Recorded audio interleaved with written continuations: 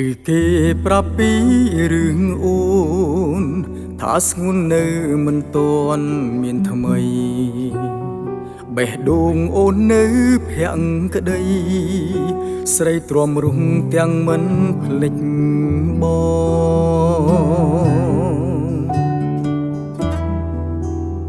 ពីថាអូននៅដូចមុននៅទន់ភ្លន់ដូចគ្រាកន្លងនៅតែរំលឹកពីបងឮម្ដងម្ដងទ្រូងបងស្ទើរបែ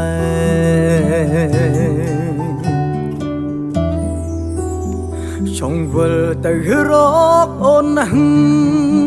អតីតសងសាចាំងបងអើយតែយើងជាប់យូរណាស់ហើយបកក្រោយមិនបានឡើយថ្លៃចង់វិលរកសងសាចាំងតែបារម្ភពីសងសាថ្មីខ្លាចគេត្រូវឈឺរីងរៃព្រោះស្គាល់គេទៅបងជេស្មោ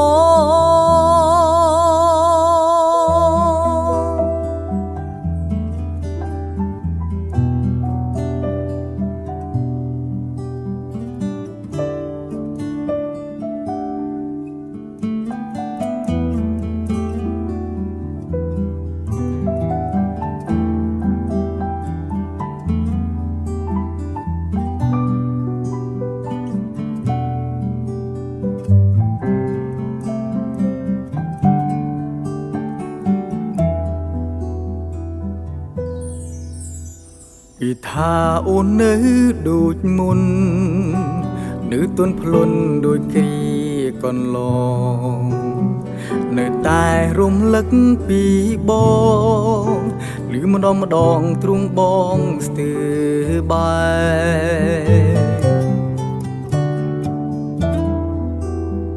ចង់វិលទៅរកអូនណាស់អតីតសងសាចាំងបងអើយតែយើងជាប់យូរណាស់ហើយបកក្រោយមិនបានឡើយថ្លៃ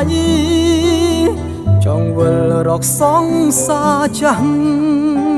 តែបារម្ភពីសងសាថ្មីខ្លាចគេត្រូវឈឺ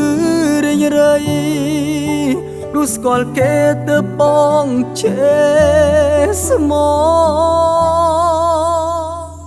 ចង់វិលទៅរកអូនណាស់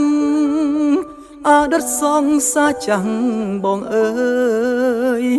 តែយើងជាប់យូរណាស់ហើយបកក្រោយមិនបានឡើយថ្លៃ